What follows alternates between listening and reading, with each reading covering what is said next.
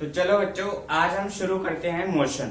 आज हम चैप्टर करेंगे साइंस का, आपकी जो बुक में दे रखा है चैप्टर नंबर 8 मोशन। ठीक है ना। तो चैप्टर नंबर 8 जो दे रखा है आपकी बुक में मोशन, वो है किसका? बेसिकली फिजिक्स का चैप्टर है। किसका है? फिजिक्स का। मैं यहां लिख देता हूं फिजिक्स। तो अब सबसे पहले मैंने एक टर्म यूज करा है फिजिक्स। तो आपको पता होना चाहिए पहले कि फिजिक्स है क्या। तो बेसिकली आप साइंस में 3 पार्ट्स पढ़ते हो, chemistry, biology and the physics. तो फिजिक्स बेसिक जो डिवीजन है फिजिक्स का, वो कहां से शुरू होता है? क्लास 9 से ही शुरू होता है। ठीक है ना। तो अब फिजिक्स है क्या? फिजिक्स में हम क्या क्या पढ़ते हैं? तो जितनी भी चीजें नेचर में हो रही है, जो नेचुरल फिनोमिनाज हो रहे हैं, वो सब क्या है? फिजिक्स के अंदर आते हैं। नेचुरल फिनोमिना का मतलब ये नहीं है कि अर्थक्वेक हो गया या फिर सुनामी हो गई। वो क्या है? नेचुरल क्लैमिटीज है, मतलब डिजास्टर की बात कर रहे हैं, वो नहीं है। वो फिजिक्स के अंदर बिल्कुल नहीं आती। वो डिजास्टर मैनेजमेंट होता है जो हम सोशल साइंस के अंदर पढ़ते हैं। ठीक है, वो अलग होता है। तो फिजिक्स क्या है? सबसे पहले आपको ये बात जानना पड़ेगा। तो हम कहते हैं physics is the branch of science which deals with the natural phenomena. ठीक है, तो चीज के लिए क्लियर होगी। The study of natural phenomena या branch of science which deals with the study of natural phenomena is known as the physics. तो मैं यहां लिख देता हूं फिजिक्स। सबसे पहले आपको पहले पता हो जाएगा कि फिजिक्स क्या है। क्या है physics? Branch of science which deals with the study of natural phenomena। ठीक है, इतनी चीज क्लियर हो गई। ठीक है, तो फिजिक्स हमें क्लियर हो गया कि पहली बात फिजिक्स क्या है। अब जब हमने बात करी फिजिक्स, तो सबसे पहले हम मोशन चैप्टर स्टार्ट करने से पहले हमें फिजिक्स का पता होना जरूरी था। फिजिक्स के अंदर हम क्या क्या चीजें डील करते हैं वो हमें पता होना चाहिए, फिर हम मोशन पे आएंगे। सबसे पहले तो फिजिक्स ये होगी।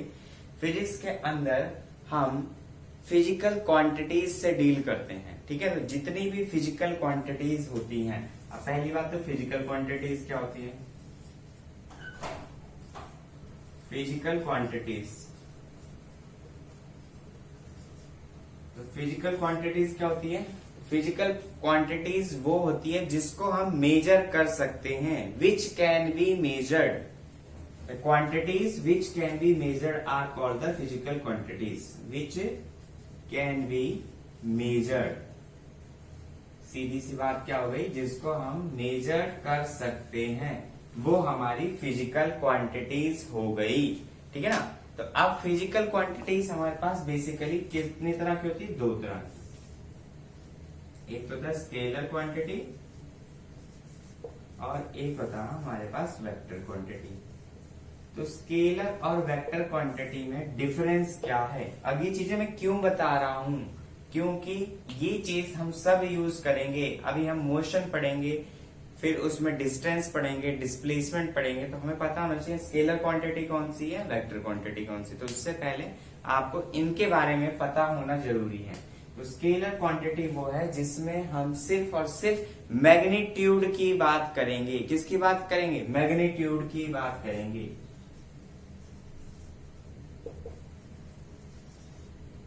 जिसमें हम मैग्नीट्यूड की बात करेंगे। लेकिन वेक्टर क्वांटिटी वो है जिसमें हम मैग्नीट्यूड के साथ साथ डायरेक्शन की भी बात करेंगे। जी बिल्कुल नहीं समझ में आया? अभी देखते हैं हम, कोई बात नहीं। डायरेक्शन। अब पहली बात मैंने बोला मैग्नीट्यूड की बात करेंगे। मैग्नीट्यूड है क्या? मैग्नीट्यूड का मतलब जैसे मैंने बोला कि तुम्हारा जो वेट है वो 50 केजी है। ठीक है ना। तो 50 केजी को सेंस दे रहा है।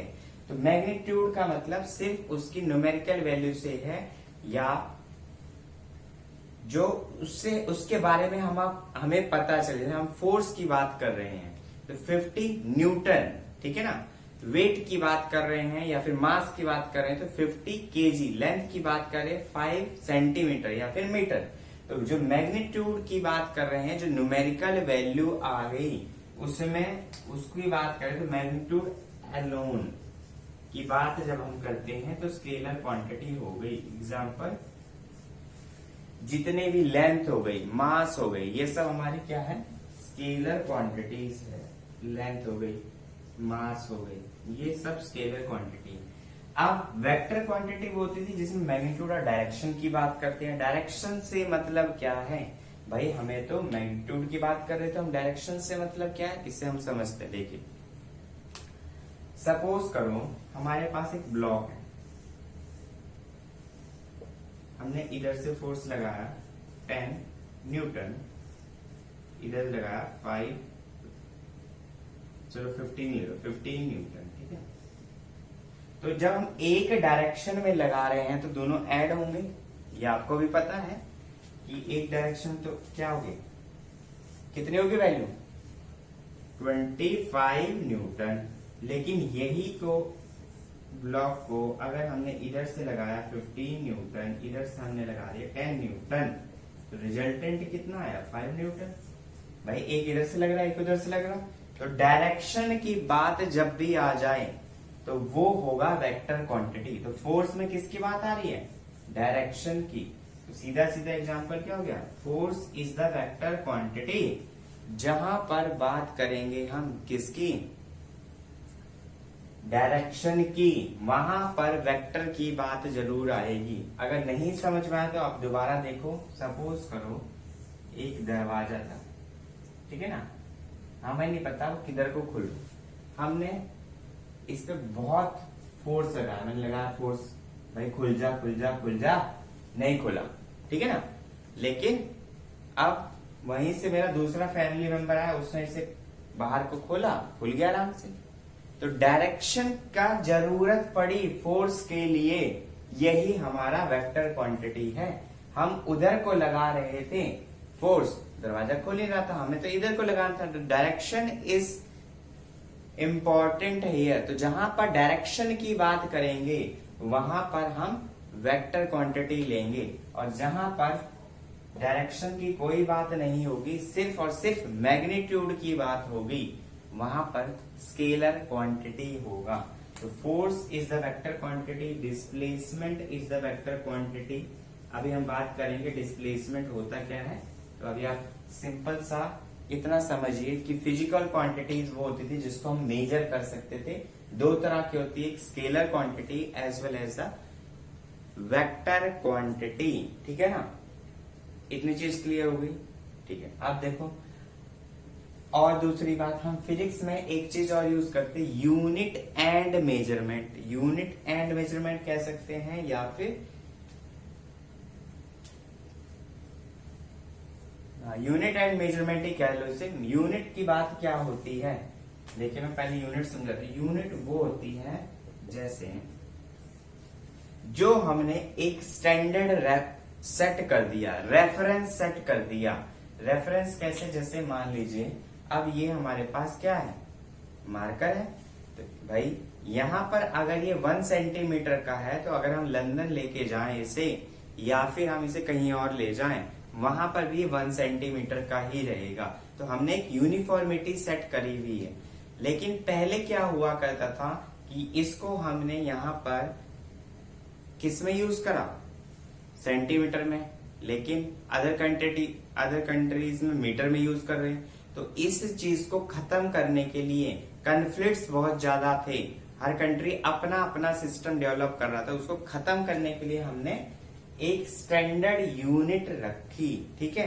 तो स्टैंडर्ड यूनिट रखी, उसको बोलते हैं हम यूनिट एंड स्टैंडर्ड या फिर मेजरमेंट। लेकिन यूनिट क्या है, हमने रेफरेंस सेट कर दी, रेफरेंस स्टैंडर्ड इन टर्म्स या फिर reference standard in terms of physical quantities can be measured.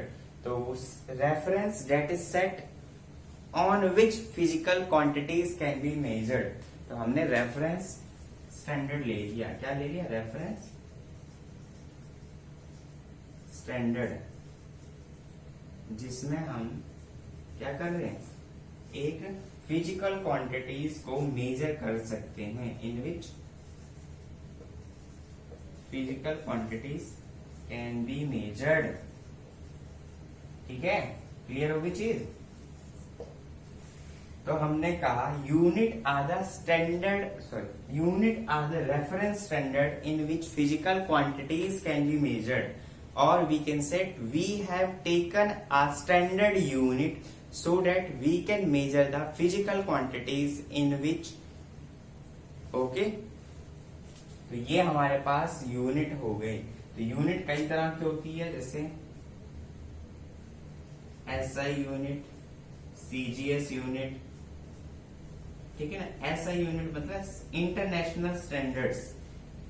तो कई तरह की यूनिट्स हुआ करती थी पहले, सीजीएस यूनिट, एसआई यूनिट और एफपीएस यूनिट। तो इस चीज को खत्म करने के लिए हम एक स्टैंडर्ड यूज करके चलते हैं, विच इज एसआई यूनिट। तो हम जब कभी भी बात करेंगे तो एसआई यूनिट की बात करेंगे। इसमें मास को हम किससे डिनोट करते हैं, केजी से, याद रखना।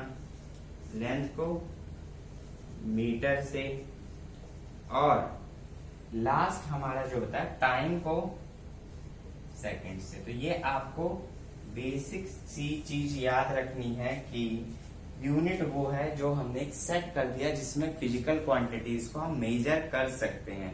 ठीक है ना। तो आप फटाफट से एक स्क्रीनशॉट लीजिए, मैं साइड हट रहा हूं, फिर उसके बाद हम आगे बढ़ेंगे।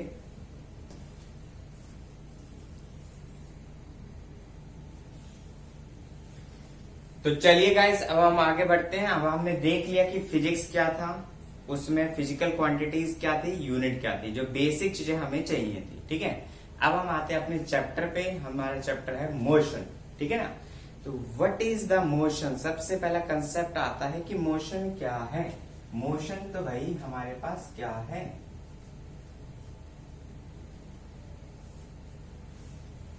तो मोशन क्या है, एक तरह से मूवमेंट। तो हम कह सकते हैं अगर कोई पार्टिकल या फिर कोई इंसान यहाँ पर थोड़ी देर बाद यहाँ पर आ गया तो हम कहेंगे वो एक मोशन में है। तो मोशन क्या हुआ, the phenomena of change of position with respect to time, या फिर हम कह सकते हैं phenomena of change of position of an object. तो क्या बोलेंगे आप, phenomena of change of position of an object is known as motion। तो मोशन हमारा क्या हो गया, phenomena of change of position of an object is known as motion.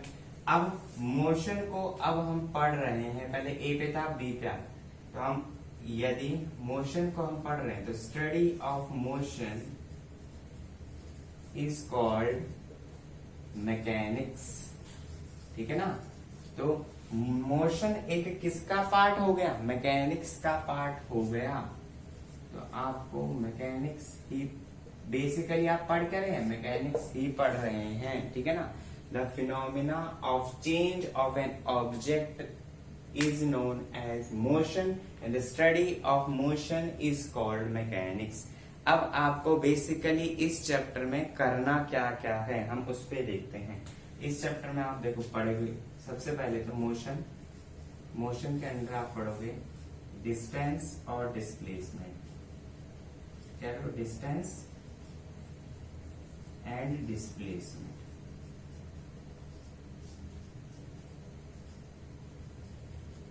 ठीक है, डिस्टेंस एंड डिस्प्लेसमेंट आपको पढ़ना है।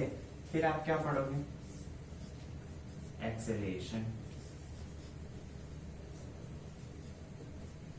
फिर इसमें आपको पढ़ना है ग्राफिकल रिप्रेजेंटेशन या फिर graphical method for the equation of motion. तो हम पढ़ेंगे यहां, उसके बाद ग्राफिकल मेथड। क्या पढ़ेंगे, ग्राफिकल मेथड। ठीक है ना। और ये आपको एक पोर्शन पढ़ना है, दूसरा पढ़ना है इक्वेशन ऑफ मोशन। आप इसमें क्या पढ़ेंगे, इक्वेशन ऑफ मोशन। इमोशंस की कितनी इक्वेशन है जो हम यूटिलाइज कर सकते हैं। लास्ट आपको पढ़ना है इसमें uniform circular motion, uniform circular motion, uniform circular motion, ठीक है ना।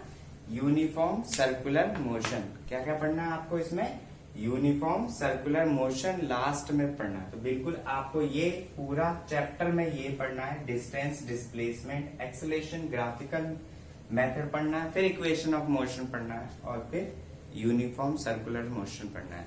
तो हम बढ़ेंगे अपने पहले टॉपिक के ऊपर, what is distance and displacement. मैं हट रहा हूं, फटाफट से स्क्रीनशॉट लीजिए, फिर हम आगे बढ़ते हैं।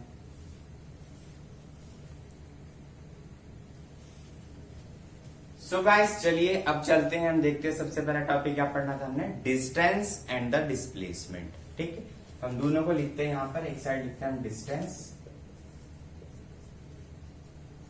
एक साइड लिखते हैं हम डिस्प्लेसमेंट।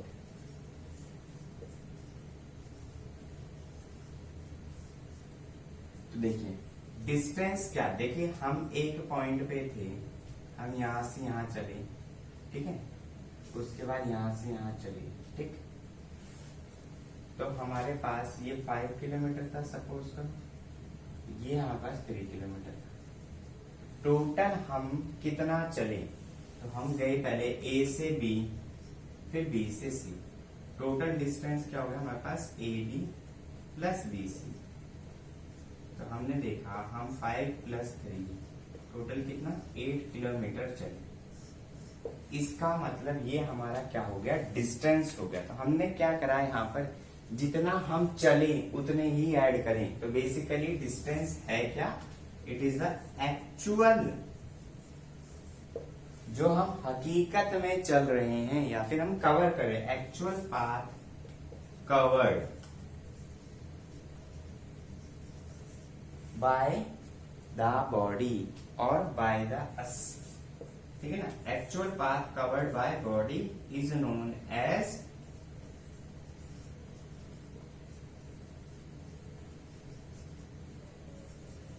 डिस्टेंस। उसको क्या बोलेंगे हम, डिस्टेंस बोलेंगे। अब हम देखते हैं डिस्प्लेसमेंट क्या होता है। डिस्प्लेसमेंट क्या है, हमने यहां देखा कि हम सीधे यहां से गए 5 किलोमीटर, फिर हम यहां से गए 3 kilometre.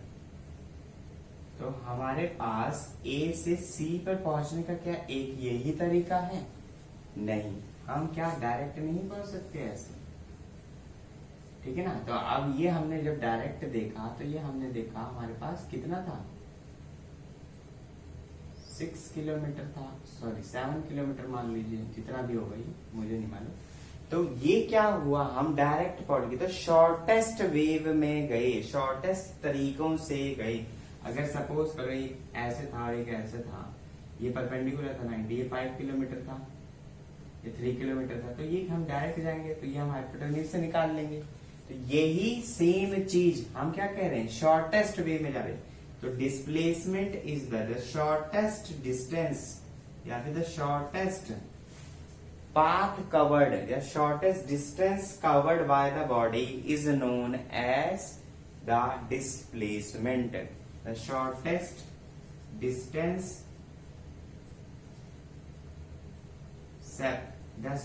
the shortest distance or the separation, ठीक, distance,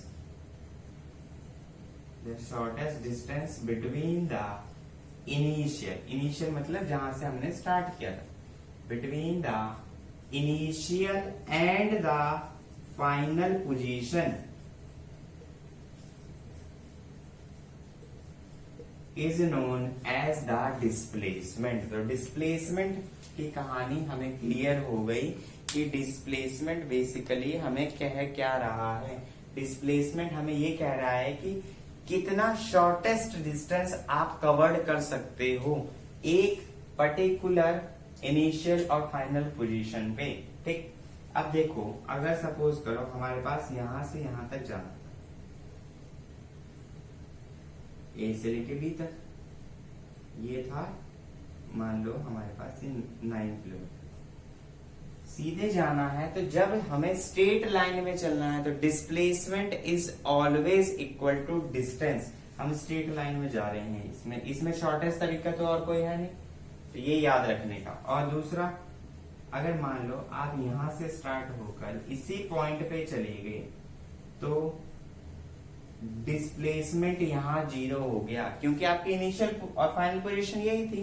तो shortest distance between the final position and the initial position is same, hence we can say that the displacement here is 0 but distance is not 0।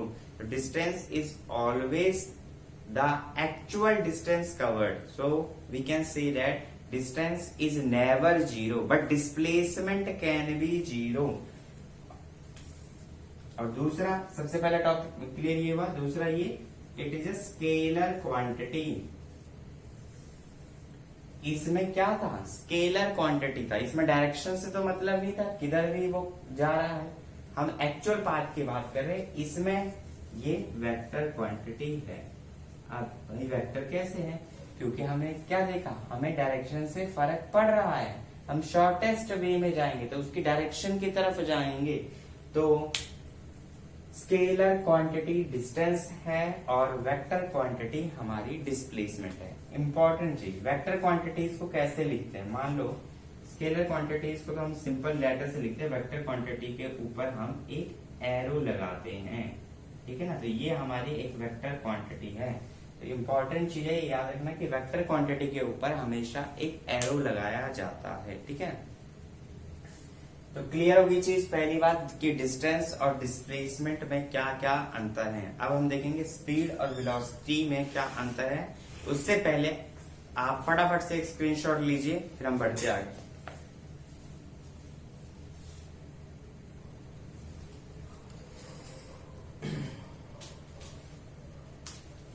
तो guys चलिए अब हम आगे बढ़ते हैं। अब देखते हैं हमें क्या स्पीड एंड वेलोसिटी में डिफरेंस करना है, ठीक है ना। अभी हमने क्या करा, डिस्टेंस और डिस्प्लेसमेंट की बात करी, तो डिस्टेंस और डिस्प्लेसमेंट के ही अंदर आता है स्पीड एंड वेलोसिटी। क्योंकि हमने जब डिस्टेंस पढ़ लिया तो हमें स्पीड एंड वेलोसिटी के बारे में पता होना चाहिए।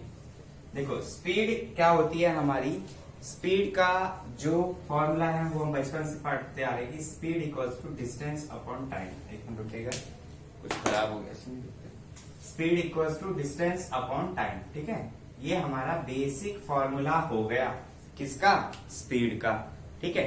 तो अगर हम डिस्टेंस की यूनिट किस में लिखते हैं, मीटर में, और टाइम किस में लिखते हैं, सेकंड में, तो हमारा स्पीड इक्वल्स टू क्या हो गया, मीटर पर सेकंड यूनिट हो गई किसकी, ऐसा याद रखना कि एसआई यूनिट हमारी क्या हो गई, speed equals to distance, speed equals to meter पर सेकेंड, ठीक है ना। उसके बाद हमारा दूसरा वेलोसिटी। वेलोसिटी क्या हुआ हमारा, वेलोसिटी हमारा एक होता है, वी से हम पहली बार रिप्रेजेंट करते हैं डिस्प्लेसमेंट अपॉन टाइम। किसकी बात करी हमने, डिस्प्लेसमेंट अपॉन टाइम। तो डिस्प्लेसमेंट अपॉन टाइम की अगर हम बात कर रहे हैं वेलोसिटी में, तो वेलोसिटी हमारी एक वेक्टर क्वांटिटी होनी चाहिए, क्योंकि भाई डिस्प्लेसमेंट भी तो हमारी वेक्टर क्वांटिटी थी। क्या थी डिस्प्लेसमेंट, हमारी एक वेक्टर क्वांटिटी थी, ठीक है ना। तो velocity is also a vector quantity. हम डिस्प्लेसमेंट की जब बात कर रहे हैं तो यहां पर हम यूनिट क्या रखेंगे, वही यूनिट रखेंगे, क्योंकि डिस्प्लेसमेंट और डिस्टेंस की दोनों की यूनिट क्या होती है, मीटर। तो इसकी क्या होगी, मीटर पर सेकेंड। तो मीटर पर सेकेंड इसकी एसआई यूनिट हो गई। तो एसआई यूनिट दोनों की सेम रही, उसमें कोई अंतर नहीं आया, ठीक है ना। तो बस याद क्या रखना है, velocity is the vector quantity, speed is the scalar quantity, distance is the scalar quantity, displacement is the vector quantity, ठीक है। समझ में आ गई इतनी चीज। अब हम बढ़ते हैं आगे, अपना average speed and average velocity देखते हैं, ठीक है ना। आपके बुकों में देखो दिया होगा average speed and average velocity की बात करते हैं। सबसे पहले देख लेते हैं एवरेज स्पीड।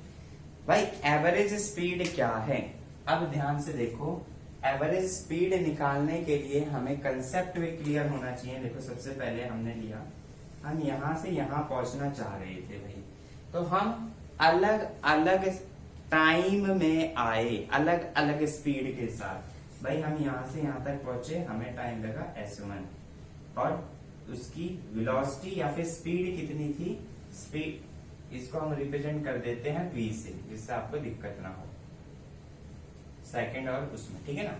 v1 हो गई यहाँ। अब यहाँ चलेगी s2, यहाँ चलेगी s3, यहाँ चलेगी s4, यहाँ पहुंची s5। इसका मतलब क्या हुआ, v2, v3, v4, v5, ठीक है ना। तो v3, v1, v2, v3, v4, v5, तो ये हमारा क्या हुए, ये हमारे अलग अलग डिस्टेंस कवर किए जा रहे हैं। v से यहाँ पर क्या है, डिस्टेंस है, ठीक है ना, सॉरी, अलग अलग डिस्टेंस कवर किए जा रहे हैं और अलग अलग टाइम पे, ठीक है। तो हमारे पास यहाँ पर v से पहली बात तो डिस्टेंस है, स्पीड है। तो उस समय स्पीड थी v1, उस समय स्पीड थी v2, फिर स्पीड थी v3, फिर स्पीड थी v4। तो total distance covered by the total time taken is the formula of the average speed, ठीक है ना। तो हम ये कह सकते हैं टोटल डिस्टेंस कवर्ड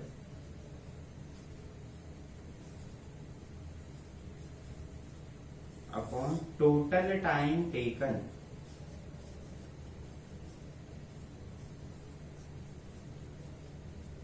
ये हमारा एवरेज स्पीड का फॉर्मूला आया, ठीक।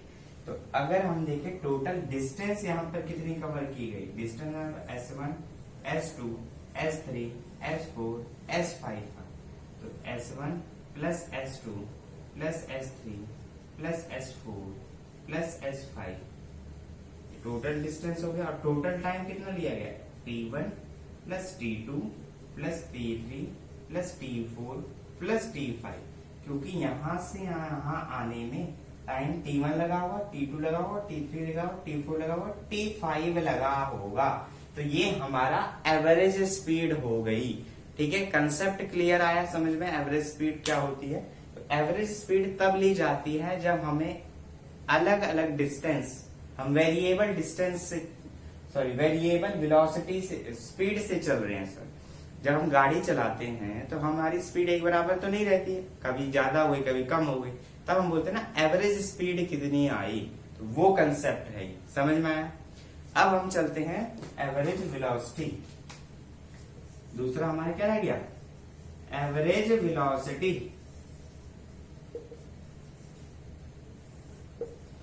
एवरेज वेलोसिटी देखो क्या है हमारा, एवरेज वेलोसिटी की जब हम बात करते हैं तब हमारे पास ऊपर क्या था, टोटल डिस्टेंस कवर्ड, तो वो तो हमारा सेम रहा, टोटल डिस्टेंस कवर्ड, तो वो हमारी कितनी आई,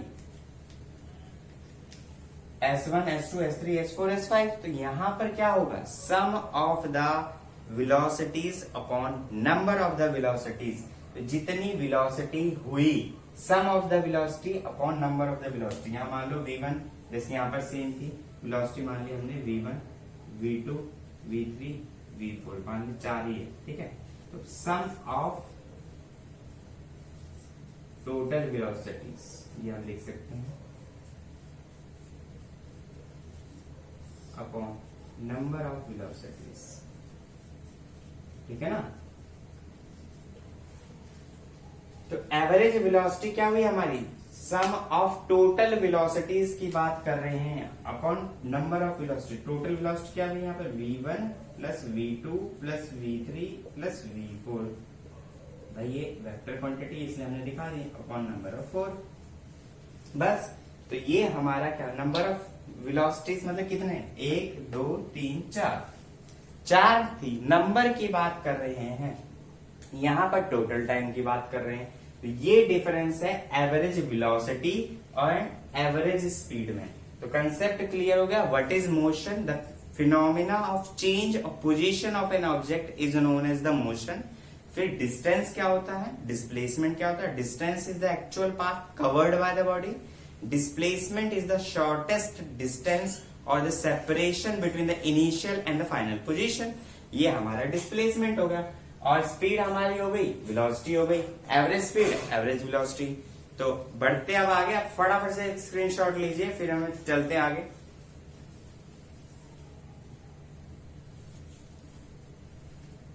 सो गाइस चलिए अब हम आगे चलते हैं। अब हम पढ़ते हैं यूनिफॉर्म मोशन क्या है। सबसे पहला जो हमने पढ़ा इसमें मोशन के रिस्पेक्ट में, वो क्या पढ़ेंगे हम, uniform motion.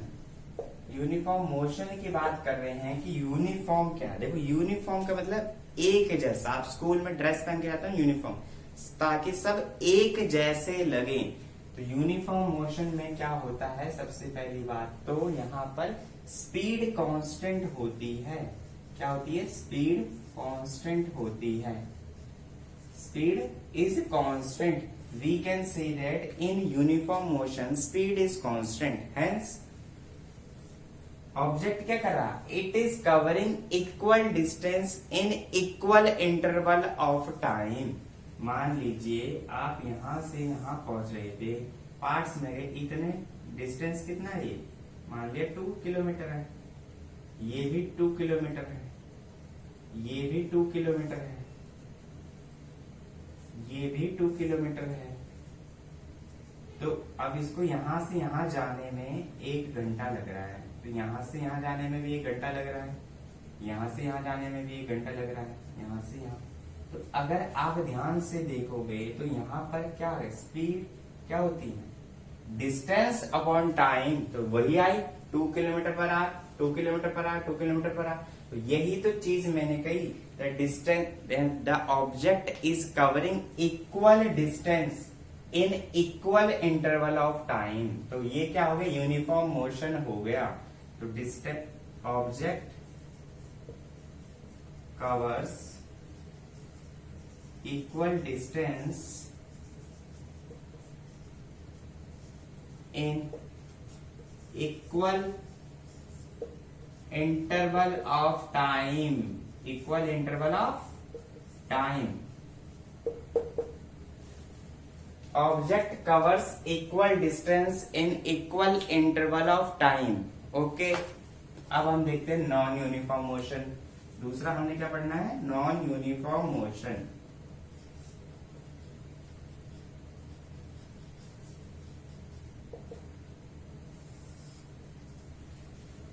Non uniform motion क्या होता है, पहली बात तो हमें पता चल गई यूनिफॉर्म। नॉन यूनिफॉर्म क्या होगा, स्पीड इज वेरिएबल, या फिर हम बोलेंगे वेरिएबल स्पीड के साथ मूव करता है। वेरिएबल स्पीड, स्पीड एक जैसी नहीं होगी, स्पीड इज वेरिएबल। तो सीधी सी बात यहां पर क्या है, object covers unequal distance in equal interval of time.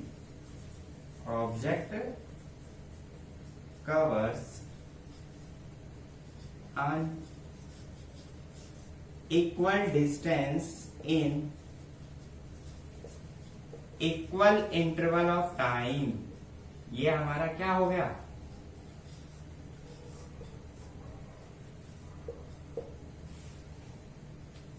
Object covers unequal distance in equal interval of time. ये हमारा सबसे पहला क्या हो गया, नॉन यूनिफॉर्म मोशन हो गया, ये यूनिफॉर्म मोशन हो गया। तो अभी हम मोशन में बेसिक चीजें कर रहे हैं जो हमें जरूरी है और जरूरत पड़ेगी आगे ड्राइव करने में, चाहे ग्राफिकल रिप्रेजेंटेशन की बात करें, चाहे हम लॉज ऑफ मोशन की बात करें। ठीक है ना, तो ये आपके इसमें बेसिक चीजें ही है। इसके बाद हम पढ़ते हैं अब एक्सेलरेशन। इससे पहले एक्सेलरेशन को हम थोड़ा ध्यान से देखेंगे, इससे पहले आप फटाफट से एक स्क्रीनशॉट लीजिए, फिर हम आगे बढ़ते हैं।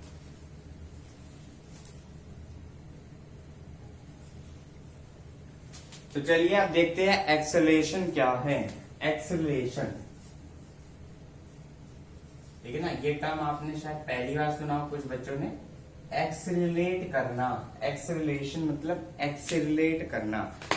इसकी सीधी सी बात अगर हम बोलें, it is defined as the rate of change of velocity. अभी आप लिख लो बस, इसको हम समझते कैसे करते हैं, rate of change of velocity, rate of change of velocity. हमने बात करी rate of change of velocity हमारा एक्सेलरेशन है। तो वेलोसिटी हमें पता है क्या होती है, ठीक है।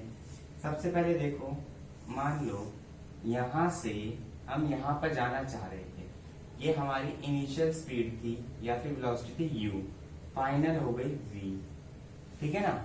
और कितना टाइम लगा यहां से यहां पहुंचने में, t, यही हमारा क्या हुआ, एक्सेलरेशन हुआ, क्योंकि हमने क्या करना है, फाइनल माइनस इनिशियल करना है। ये हमारा a हुआ, एक्सेलेट करके पहुंचे, एक्सेलेट करना में आगे बढ़ना, ठीक है ना। तो v माइनस u, v हमारी फाइनल वेलोसिटी थी, ये हमारी इनिशियल वेलोसिटी थी, अपॉन t। तो rate of change of velocity, velocity में चेंज होना, और रेट का मतलब विद रिस्पेक्ट टू टाइम, यही हमारा क्या है, एक्सेलरेशन है। तो यही एक्सेलरेशन, एक्सेलरेशन का फॉर्मूला क्या हो गया, ये हो गया। अब देखते हैं इसी एसआई यूनिट। देखो वेलोसिटी की तो पहले ही मीटर पर सेकंड थी और नीचे दोबारा सेकंड आ गई, तो इसको जब हम सॉल्व करेंगे m/s इंटू 1/s, ये नीचे ऐसे लिख सकते हैं ना, तो ऊपर जाके 1/s हो जाएगा। तो ये क्या हो जाएगा, मीटर पर सेकंड स्क्वायर। तो हम कह सकते हैं हमारी एसआई यूनिट क्या होगी, एक्सेलरेशन की, मीटर पर सेकंड स्क्वायर, ठीक है ना। ऐसा यूनिट क्या हो गई, मीटर पर सेकंड स्क्वायर, एक्सेलरेशन की यूनिट हो गई। अब देखो हुआ क्या, बेसिकली हमने तो ये कहा कि हमारे पास ये था, हम एग्जांपल लेके देखते। देखो एग्जांपल हमने लिया, हमारे पास v थी, फाइनल वेलोसिटी हमारे पास 20 थी, इनिशियल वेलोसिटी हमारे पास 10 थी, तो और टाइम लग रहे थे हमें 5 सेकेंड्स। तो हमने ध्यान से देखा, तो हमारे पास a की वैल्यू कितनी आ गई, 20 माइनस 10 अपॉन 5, यही तो करेंगे। फाइनल वेलोसिटी हमारे पास ये है, इनिशियल वेलोसिटी ये है, तो फाइनल माइनस इनिशियल ये फॉर्मूला होता है, हमने बताया, और अपॉन t टाइप वैल्यू ये हो गई। तो 10/5 कितना आया, 2 मीटर पर सेकंड स्क्वायर, ये हमारी एक्सेलरेशन की वैल्यू आ गई। लेकिन यदि यही केस उल्टा हो जाए, फाइनल वेलोसिटी हमारे पास 10 हो जाए और इनिशियल हमारे पास 20 हो जाए और टाइम हमारे पास सेम 5 सेकेंड्स रहा, तब क्या होगा।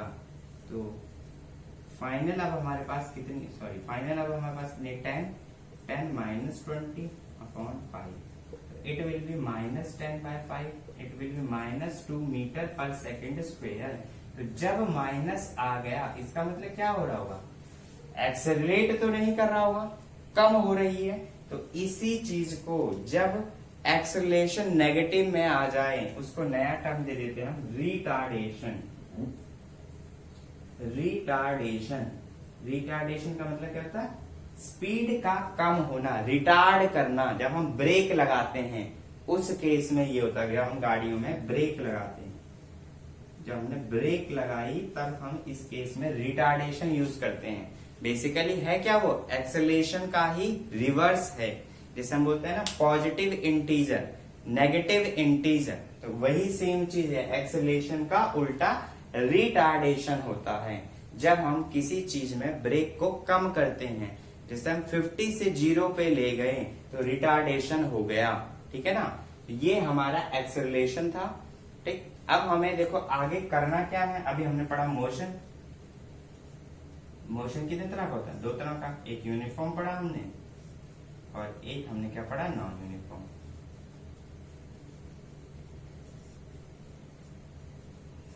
तो यूनिफॉर्म में तो देखो एक्सेलरेशन हमेशा क्या रहेगा, 0, क्योंकि स्पीड हमारी कांस्टेंट है। जब स्पीड हुई ही कांस्टेंट है, चेंज ही नहीं हुई, तो rate of change of velocity की तो बात ही नहीं करेंगे, ये हमारा हो गया 0। और यहाँ स्पीड वेरिएबल है, तब हमारी एक्सेलरेशन 0 नहीं होगी।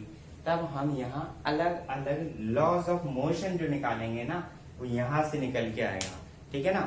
तो मैं हट रहा हूं, फटाफट से एक स्क्रीनशॉट ले लीजिए, फिर हम देखते हैं आगे। ले लिया आपने, तो देखिए अब क्या है, ये हमने बेसिक चीजें आज हमने पढ़ ली। अब हम करेंगे नेक्स्ट लेक्चर में, ठीक है।